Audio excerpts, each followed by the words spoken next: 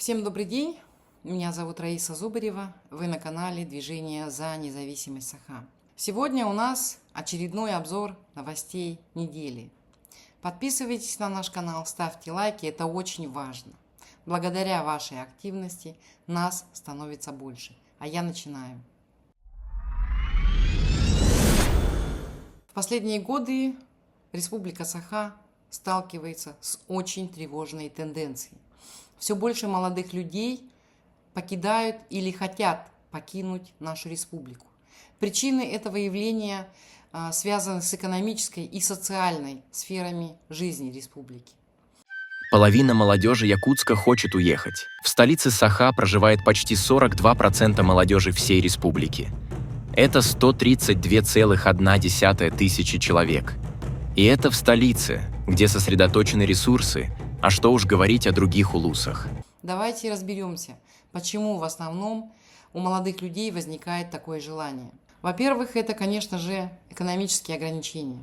Основная отрасль республики – это добыча полезных ископаемых, куда местных жителей на работу не берут.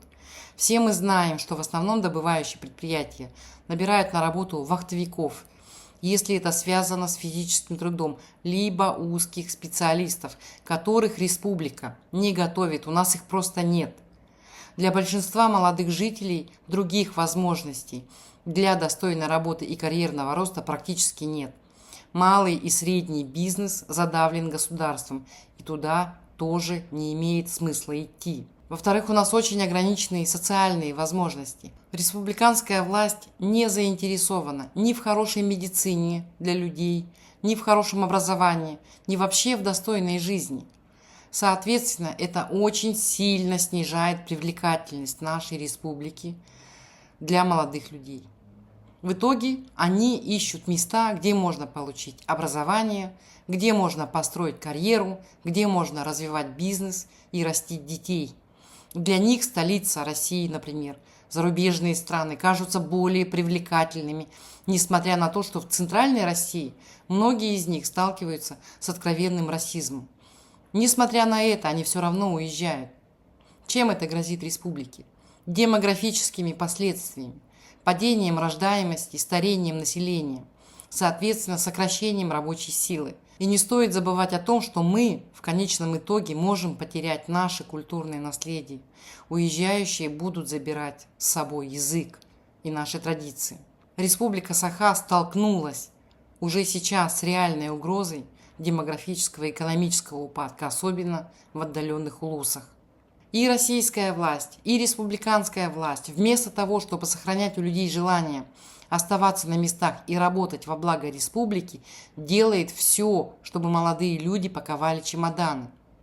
Впрочем, Кремлю никогда не были важны люди. Кремлю и Путину лично важны лишь территории.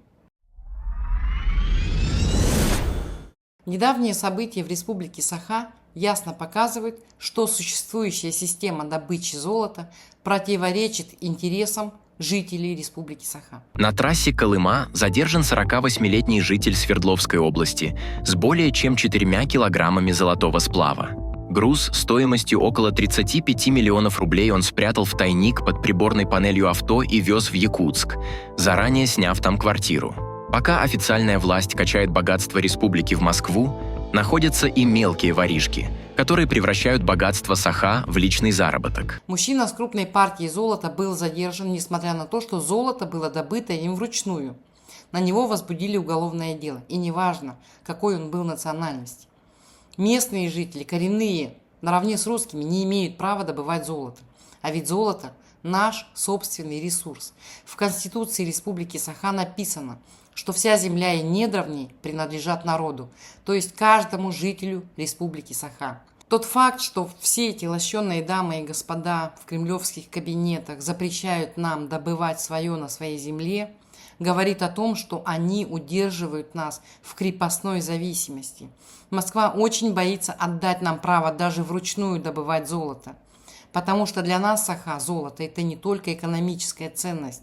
Как только мы начнем сами добывать золото, мы сразу получим инструмент независимости и средства контроля над своей территорией. Для Кремля это будет открытой угрозой и для их власти над территорией и людьми, и для их бюджета. Посмотрите, что они сделали едва ли не с единственной национальной компанией «Алмазы Анабара».